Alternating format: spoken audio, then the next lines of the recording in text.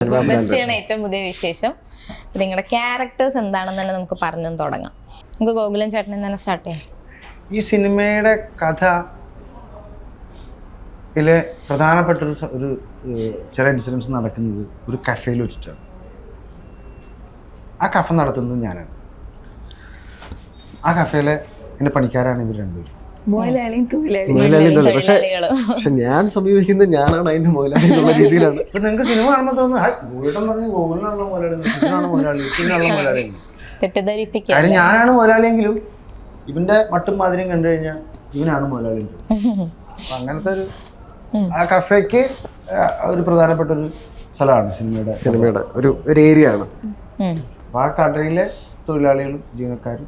പക്ഷെ അങ്ങനെ ഒരു മലയാളി തൊഴിലാളി എന്നുള്ളതില്ല, ഭയങ്കര എൻജോയ്മെന്റും പരിപാടിയും കഫേയിൽ തന്നെ റീൽസുകളും കാര്യങ്ങളും.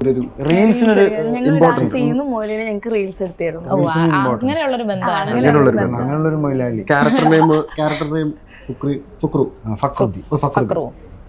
ഫക്രു, ഗൗതം. മറന്നുപോയല്ലേ ശ്രേയുടെ ക്യാരക്ടർ? ശ്രേയുടെ ക്യാരക്ടർ നെയിം ശ്രേയ തന്നെയല്ലേ? പേരിട്ടിട്ടില്ല.